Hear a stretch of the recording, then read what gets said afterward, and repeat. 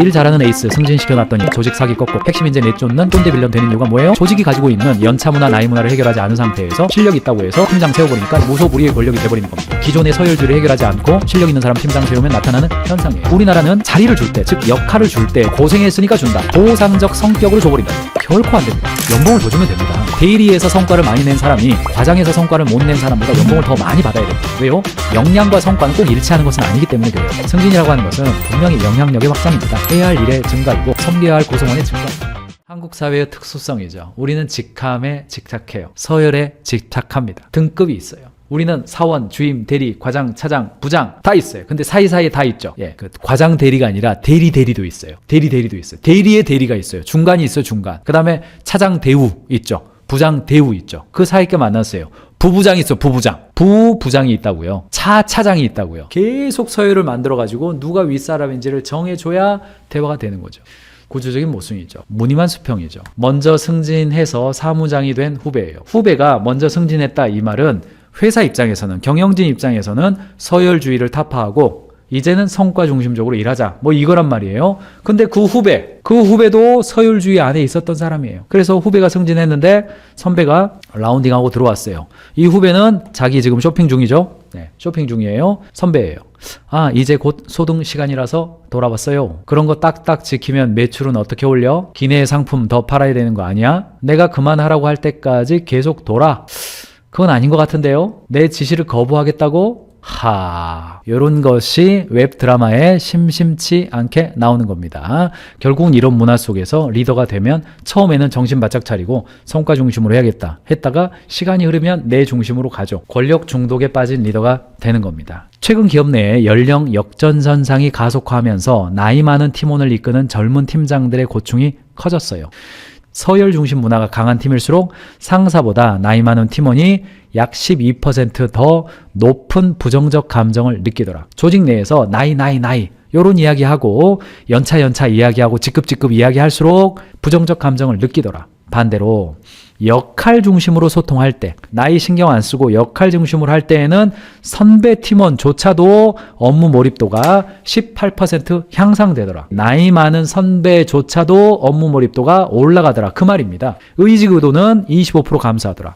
나이라는 장벽을 허무는 것만으로도 보이지 않는 경영 손실을 막고 인적 자원의 효율을 극대화할 수 있더라. 자꾸 나이를 언급하는 대화는 별로 도움이 안 된다는 이야기입니다. 제발 식당 가가지고 나이 많은 사람 안쪽으로 가지 마세요. 사랑하는 경영자 여러분, 오늘 이 시간부터, 오늘 점심때부터 식당 갔을 때 상석에 앉지 않으시는 축복을 해드립니다. 다 연결이 되어 있어요. 그 행동 하나가 조직 문화에 미치는 영향이 아주 많습니다. 또 경영자가 공식적인 어떤 진행을 할 때 회사 앞에 나와서 우리 막내가 예를 들어서 방금 들어온 신입사원이 생일이에요. 그럼 앞에서 발표를 할 때 우리 막내 몇 살이에요? 30살이에요? 아직은 젊네. 이런 거 하지 말아요. 뭐 사귀는 여자친구는 있어요? 29살에 결혼하는 거면 요즘은 빨라요. 기준으로 해가지고 예전에는 이랬는데 지금은 이래요. 그러는 순간 조직 문화는 수평적이어야 한다. 역할 중심으로 가야 된다. 역량 중심, 성과 중심으로 가야 된다. 연차나 나이보다는 실력이 더 중요하다라고 말했던 모든 사장의 말은 거짓말 돼버리는 겁니다. 행동이 진짜니까. 경영자가 구성원들과 회의를 할 때에 나이가 적은 사람에게 하는 그 포지션, 그것을 어떻게 대하느냐가 나머지 모든 사람들에게 영향을 미치는 겁니다. 부장님이 욕하면서 소주잔 기울이던 내 편이 팀장 되면, 팀장 돼버리면 김대리 요즘 태도가 느슨해진 것 같아 라고 완장질 하기 시작하죠. 이런 게 완장질이라고 그러죠. 일 잘하는 에이스 승진시켜놨더니 조직 사기 꺾고 핵심 인재 내쫓는 꼰대 빌런 되는 이유가 뭐예요? 조직이 가지고 있는 연차 문화, 나이 문화를 해결하지 않은 상태에서 실력이 있다고 해서 팀장 세워버리니까, 그러니까 무소불위의 권력이 돼버리는 겁니다. 이게 기존의 서열주의를 해결하지 않고 실력 있는 사람 팀장 세우면 나타나는 현상이에요. 그 사람의 인성의 문제가 아닙니다. 권력이라는 강력한 약물에 취해서 뇌가 손상되는 현상입니다. 뇌과학자 수쿠빈더 오비의 연구에 따르면 권력을 쥔 순간 이 거울 뉴런이 공감 뉴런이거든요. 옆에 있는 사람들의 고통을 나와 같이 미러링이 되어서 나도 같은 시신경이 작동하는 겁니다. 그게 퇴화된다고 그래요. 권력이 심취하면. 그 심취는 마약 중독과 동일한 호르몬이 유발되고, 권력은 남성 호르몬과 도파민 분비를 폭발시켜요. 내가 세상의 중심이고 모든 것을 통제할 수 있다는 오만 증후군에 빠져버릴 수가 있습니다. 그러니까 우리 조직을 성과 중심적으로 가겠다. 그래서 연차가 조금 적은 사람을 팀장으로 세웠는데 조직 내의 서열주의를 해결하지 않고 이렇게 세웠다. 그러면 그 당사자에게도 독이 되고 조직에도 독이 될 수 있다는 겁니다. 통계에 따르면 중간 관리자는 구성원 몰입도의 약 70%를 좌우한다고 그래요. 그러니까 권력 중독형 독성 리더, 토식 리더, 팀의 핵심 인재를 먼저 떠나게 하는 암세포가 될 수 있습니다. 리더의 뇌 손상이 조직의 생산성 붕괴로 직결되는 도미노 현상이 있는 거예요. 그래서 경영자로서는 뼈아픈 거죠. 실무자 한 명을 승진시켜 놨더니 팀 전체의 생산성 박살나고 핵심 인재 퇴사하고, 그 개인의 해프닝 아닙니다. 조직의 생존과 연결되어 있어요. 어떻게 해야 됩니까? 그냥 혼자 불러가지고 뭐 혼낸다, 그거 잘 안 됩니다. 시스템을 좀 개선할 필요가 있어요. 첫 번째가 이제 완장을 좀 역할로 정의하는 거예요. 중간 관리자의 평가 기준은 함께하는 사람들을 얼마나 성장시켜 줬냐, 바꿔서 말하면 함께하는 사람이 성과를 내도록 얼마나 도와줬냐, 그쪽으로 포커스를 해서 모델링, 코칭, 케어링, 요 세 가지가 경영자가 해야 될 일이죠. 두 번째는 한 명의 부서장이 권력을 독점하게 되는 경우는요,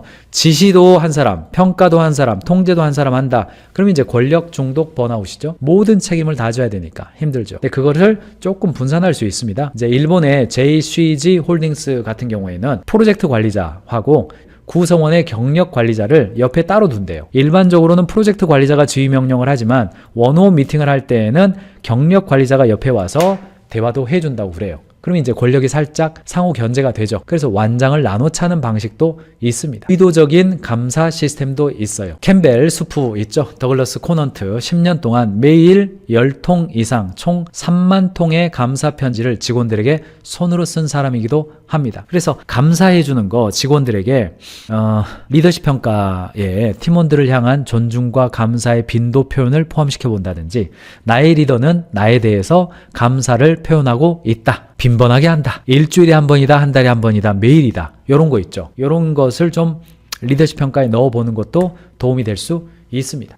권력 중독형 리더, 원더백 기업에서는요, 사실은 큰 건 아니에요. 그런데 자세히 들여다보면 작은 권력이긴 하지만 밑에 있는 실무자들 관점에서는 굉장히 힘든 경우도 좀 있어요. 지금 조직에서 위험한 순간이 뭐예요? 에이스 실무자, 주어진 과업을 완벽하게 잘 쳐내던 실무자를 관리자 세워놨더니 권력에 취한 꼰대로 바뀌는 거.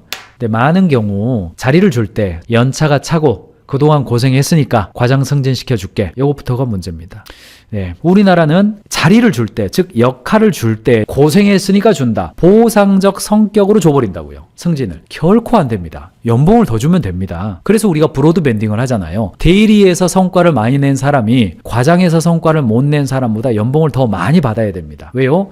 역량과 성과는 꼭 일치하는 것은 아니기 때문에 그래요. 그 대리가 다음 연도에도 그렇게 많이 성과 내리라는 법도 없고 그렇거든요. 그러니까 성과급 시스템이 우리나라가 발달한 것이고, 성과를 냈다 그러면은 이 성과 낸 역량은 기본급의 반영, 이 성과가 내년도에도 동일하게 나올 것 같지 않으면 성과급의 반영.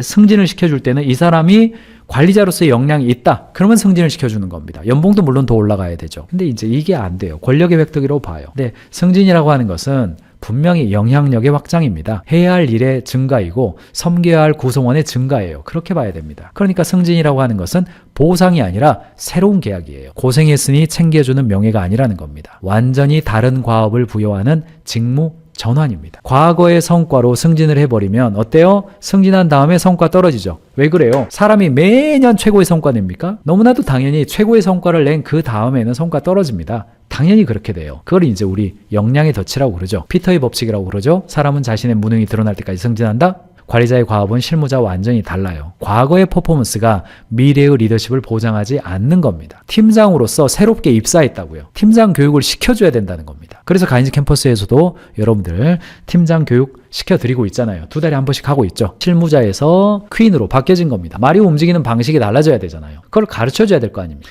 승진이 명예로운 이유는 사람을 부릴 수 있어서가 아니라 조직이 당신의 판단력을 신뢰한다라는 증명이기 때문에 그렇습니다. 그러므로 이렇게 말해야 됩니다. 최악의 발령 메시지.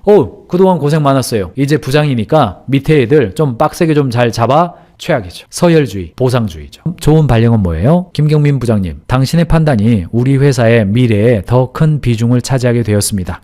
그에 따르는 품격과 책임을 기대합니다. 이렇게 말해야죠. 이렇게 말해야 이걸 무겁게 받아들이죠. 야, 이제 내가 이 회사에서 보상 받았구나. 요렇게 가면 안 됩니다. 아, 내가 섬겨야 할 대상이 늘어났구나. 이게 승진이라고 하는 게 그런 느낌이 들어야 돼요. 그렇게 하려면 경영자가 어떻게 대화를 해야 되겠습니까? 기업에서 승진할 때 축하의 메시지보다 중책을 맡아서 너무너무 힘들겠다. 그런데 옆에서 도와줄 테니까, 너무 힘들지 않게 도와줄 테니까 구성원들 성공시켜주는데 더 한번 열심히 해봅시다. 이런 메시지가 메인이어야 한다는 겁니다. 물론 축하의 요소가 없지 않죠. 있죠. 그런 자리에 있는 것 자체가 영광스러운 일이니까 축하의 요소는 있습니다. 그러나 관점이 좀 달라져야 된다는 거예요. 리더십의 권위는 직함이 아닌 결핍의 해결에서 나오기 때문에 그래요. 승진한 선배가 꼰대가 되어버리는 이유는 권위가 명함에서 나온다고 믿기 때문에 그래요. 내가 지금 내 영향력이 없는 것은 내가 대리고 내가 과장만 되면 영향력이 있을 거야? 아니에요. 그런 사람들은 영향력이 생기는 게 아니라 권력만 생겨요. 여러분들 권력이라는 단어와 영향력이라는 단어 다르잖아요. 강압적으로 하는 거 명함, 연차, 직위 구성원들 반발 사죠. 진정한 영향력 아닙니다. 리더십도 아니에요. 근데 선한 영향력이 뭡니까? 문제를 해결하고 장애물을 제거해주죠. 불확실성 없애주고 결핍을 해결해요. 자발적 몰입이 나오죠. 이렇게 일해야 우리가 서로 일하는 행복한 조직이 되는 거죠. 리더의 진짜 존재 이유는 일방적인 지시가 아니라 팀원이 달릴 수 있도록 트랙의 돌멩이를 치워주는 거예요. 그러므로 경영자의 액션은 내가 시킨 대로 왜 안 했어? 라기보다는 네가 이 일을 완수하는데 내가 도와줄 것은 없습니까? 내가 결정해줘야 될 것은 뭡니까? 내 생각은 이런데 내 생각이 틀렸을 수도 있으니까 이런 방향은 한번 확인해 주세요. 이렇게 소통해야지. 야, 무조건 내가 시킨 대로 하라고. 내 말이 맞으니까 넌 따라오라고. 요렇게 가서는 안 맞습니다. 심리적 안정감도 중요하죠. 러닝존을 될 수 있도록 성과 기준도 높이고 안정감도 높여주죠. 성과 기준 낮추면 안 됩니다. 안정감도 높여줘야 돼요. 그래야 이제 러닝존이 나오는 겁니다. 심리적 안정감, 탁월함에 대한 집착, 흔들리가 없는 일관성 굉장히 중요하죠. 그래서 승진에 대한 정의는 연차에 따른 보상이 아니라 직무 전환이다. 새로운 계약이다. 이렇게 보시고 권위의 원천은 직위와 명함에서 나오는 게 아니라 결핍의 해결, 즉 영향력에서 오는 것이다. 조직의 환경, 좋은 게 좋은 유약함으로 가서는 안 된다. 안정감은 있긴 하지만 높은 성과 기준에 대해서는 결코 포기하면 안 된다. 리더가 완장질을 할 거냐, 팀을 성장시킬 거냐, 이것은 경영자에게 달려있는 겁니다. 나이가 적은 팀장을 세울 때 이렇게 말하셔야 돼요.